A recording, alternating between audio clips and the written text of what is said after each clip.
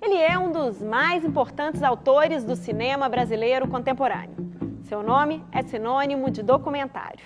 O Diverso de hoje vai fundo no assunto e traz para você o que pensa e como trabalha o diretor Eduardo Coutinho. Com o lançamento de Moscou, seu 7º filme em 10 anos, Eduardo Coutinho continua a trilhar o caminho aberto em 2007 por Jogo de Cena. Um trabalho que opera a reinvenção do chamado filme de entrevista e discute o próprio conceito de documentário. Um anúncio de jornal convoca mulheres para contar a história de suas vidas e atrizes reinterpretam essas histórias. Boa tarde. Oi, vai sentando, né? Vou sentando, já sentei. Acontece umas coisas comigo que é, tipo, muito louco. Como é que eu, negra, sem estrutura nenhuma, vou entrar numa de ser atriz? Imaginário é tão importante quanto o real, sabe? O que é imaginário? Imaginário, sabe, é religião, é o que você pensa da vida, o que você sonha. Então, junta isso com o real, é tão real quanto, tem uma força tremenda isso. Então, quando você fala em documentário ficção, já começa a complicar por isso. Então, é tudo imaginário, entende? A tua memória, pode ser a memória do outro, bem contada pelo outro, você tá mais real do que a tua. Então, a partir do Jogo de Cena, principalmente, eu estou me voltando cada vez mais, os filmes que eu faço são sobre o próprio ato de narrar, que eu acho que é essencial do cinema que eu faço. Não foi um negócio pensado, foi meio instinto. Por que uma pessoa narra? Quando ela narra, é ela que fala ou é outro? O que significa você gostar de uma narração? Pode ser um livro, pode ser uma história qualquer. Sabe que é uma coisa extraordinária que tem 1000 anos. Mas não é então contar uma história simplesmente. Por que se conta uma história? Como se conta uma história? De quem é a história? Quem é o dono da história? Por exemplo, o principal Jogo de Cena. O dono da história é quem viveu, a mãe que perdeu o filho ou a atriz que faz? Namorei ele 2 anos e fiquei casada com ele 6. Agora por quê? Porque eu sentia que eu já não estava presa ao casamento. Eu queria mais, eu queria estudar, né, começar a faculdade, e eu já tinha interesse em outras pessoas, quer dizer, eu saí um pouco do foco, né, do casamento. Então eu saí um pouco do foco do casamento. Aí eu achei que não seria legal, porque tanto ele como eu, na época, a gente era muito jovem. E aí eu já estava com aquela sensação, assim, eu achava interessante sair na rua e alguém me paquerar. Aí achei que não seria legal, porque poderia, de repente, trair, ou em pensamentos, ou de repente poderia realmente acontecer. E, na verdade, você nota que a palavra é coletiva, entende? Ninguém é dono da palavra. E isso é que me fascina. Então, cada vez mais é isso, filme sobre narração, sobre ele mesmo, mas baseado no imaginário que é basicamente brasileiro. Mas, na verdade, como é voltado sobre a narração, ele acaba sendo universal.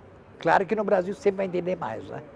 Porque a riqueza sintática da fala, a riqueza, a beleza da fala, é às vezes intraduzível, entende? Eu tenho um filme Santa Maria, no Babilônia, que fala do Juscelino, uma mulher disse que ele via todo vestido de presidentinho.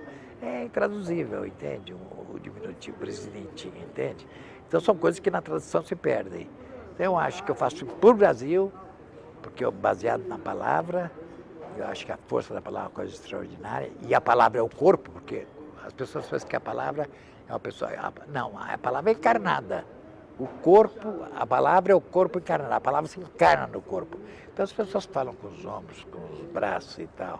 O Santo Forte é a mulher que é um pouco uma pombagira, ela mexe os cabelos assim quando fala, e é uma pombagira, entende? Se eu pedir o marido de uma menina, eu quero ele pra mim. E essa mesma menina vai na mesma entidade e pede pra amarrar o marido dela. Aí ela me pede alguma coisa. Tipo assim, ela me pede, moça, eu faço o que você quer, só que eu quero da senhora um cordão de ouro. A outra for der um cordão, um anel e um brinco, ela vai levar. Quem der mais, leva. O cinema pode ser tudo, pode ser Homem-Aranha, pode ser Não Tem Uma Palavra e ser poético, e pode ser um filme com qualidade de palavras, desde que essas palavras tenham vida, tenham força, sejam intensas. Sabe aquele cara que fala uma coisa e você fala assim, parece que ele te falou aquilo pela primeira vez e nunca disse antes nem depois. Essa sensação na filmagem é essencial, porque se isso passou ano depois para o público, é uma sensação de força incrível. No caso do jogo de cena, então, não é porque perderam o filho, histórias menores que sejam, entende? Elas têm a força de que são verdadeiras e são inventadas ao mesmo tempo, entende?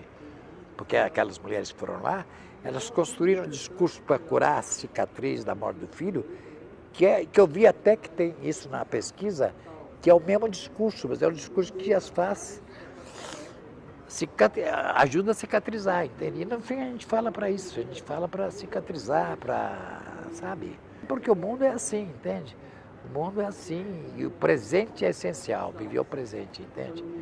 Porque o passado é um pouco uma invenção, te ajuda a viver ou não, depende de você, e o futuro também é uma invenção, porque você não sabe o que vai ser o futuro. Mas tem que viver intensamente o presente, a filmagem é o instante presente, entende? Coutinho, ele tem um cinema humanista ele vai em busca de personagens e histórias de vida, mas Coutinho tem um método, né, da epifania do primeiro encontro. Um encontro que jamais vai se repetir. E a partir daquele encontro, ele pesquisa muito, mas nunca encontra o cara, só no ato da filmagem, e a câmera vai flagrar um momento único que não vai se repetir, vai ser só aquele. Mas ao mesmo tempo, Coutinho, ele tem um método que ele permite que o entrevistado se ficcione com o próprio imaginário. E isso gera uma verdade, gera uma genuinidade. Então, por exemplo, Edifício Master, aquela prostituta que fala, né? Eu estou falando uma série de mentiras, mas tem uma verdade por trás da mentira que eu estou falando. Aquilo é um depoimento emblemático para isso, ou seja, todo mundo mente diante de uma câmera. Eu sou muito mentirosa e eu conto mentira e eu acho que pra gente mentir, a gente tem que acreditar. A gente tem que acreditar na mentira pra gente poder, pra mentira ficar bem feita.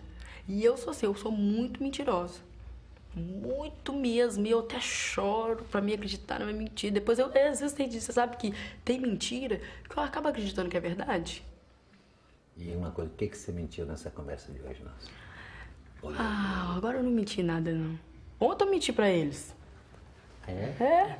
Eu menti pra eles, é porque eu não queria vir, eu tava com medo de fazer essa entrevista. Eu menti, falei que eu vou sair, fala que eu não sabe que hora que eu vou chegar, não.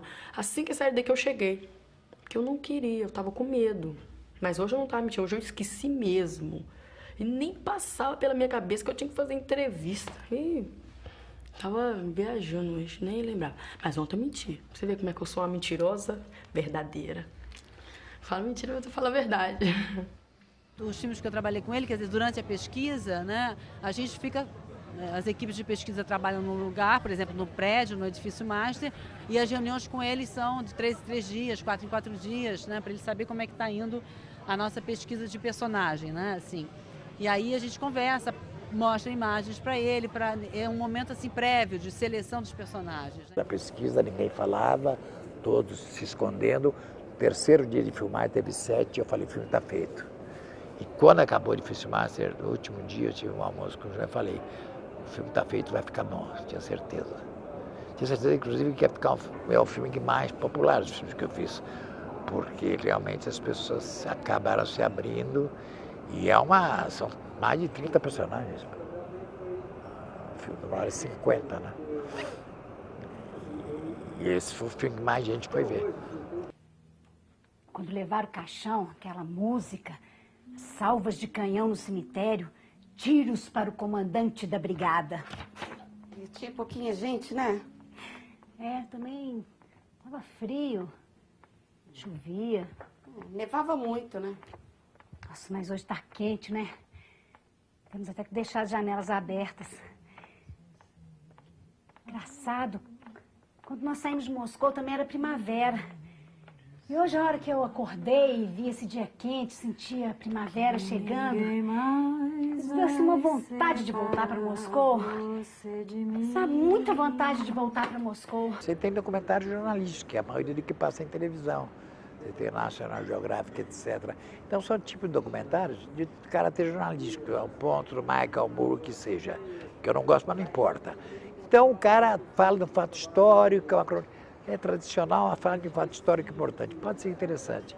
E você tem outro extremo, desenho animado, que é pura feia, sabe, a imagem de síntese que não me interessa. Mas o filme de ficção, entre a ficção e o jornalismo, você tem um campo ambíguo, que é o campo do documentário, que às vezes pode ser um pouco jornalístico, às vezes pode ser um pouco da ficção. E eu cada vez mais estou fazendo ficção, que eu acho que o Moscou é um filme de ficção provocado por um sistema documentário. O que quer dizer? A câmera está lá e aquilo aconteceu, entende? É uma encenação, é Tchekhov, mas tem de repente um lanche que foi puramente por acaso e tal. E você então não importa mais essa discussão, porque as camadas, não dá para distinguir as camadas. Essa é a dificuldade e a beleza do filme, acho eu. Prato caucasiano, tipicamente caucasiano, delicioso. De entrada, uma sopa de cebola. Depois um prato feito de carne, chamado tchematka. Não, é tchekartma. É tchekartma e não é feito de carne. É um tipo de vegetal, tipo uma cebola. A tchekartma é um tipo de vegetal, tipo uma cebola. Não, meu querido, tchekartma é feito de carneiro, assado. Não, eu garanto que é um tipo de vegetal, um tipo de nabo. Pois eu lhe asseguro que é feito de carneiro. Pois eu juro que é um tipo de nabo, porra. Eu não vou ficar discutindo com você. Você já foi ao Cáucaso? Já comeu tchemática? Nunca. Tchemática eu nunca comi. Tchekartma sim, eu já comi. Eu não comi porque eu tenho horror. Porque tem um cheiro muito forte. É, porque você é jeca. Você cheiro gosta de alho que tem. Eu tenho horror a tchekartma. Dobradinha Você no não sabe nem mercado, o nome gosta. do negócio. Tá? De novo. Eu vou poder fazer esse personagem dessa palavra. Mas o meu problema, justamente fazendo esse filme, é que já não teve mais um encontro, porque sempre foi eu contra pessoas com pesquisa ou sem, né? E eu tinha que lidar com isso, e aprendi a lidar com isso. Agora, aí eu fui para um filme que eu ia observar o Henrique Dias, diretor teatral, dirigindo uma peça, e eu, na verdade, claro que houve discussões, eu discutia coisas de câmera e tal, mas eu era um observador dele, de uma pessoa que observava e fazia uma peça, o que foi penoso e complicado para mim, entendeu? E daí tem gente que fala, não, você está ausente do filme. Não, eu estou realmente ausente, sem estar ausente, entende? Porque quem está fazendo a peça era o Henrique mesmo, entende? E eu tentava com a câmera captar e interferir o mínimo. Então eu acho que foi uma ausência que eu acho que foi benéfica para o filme, ao contrário do que alguns dizem, entende? No próximo bloco, Eduardo Coutinho fala mais sobre seu novo filme, Moscou.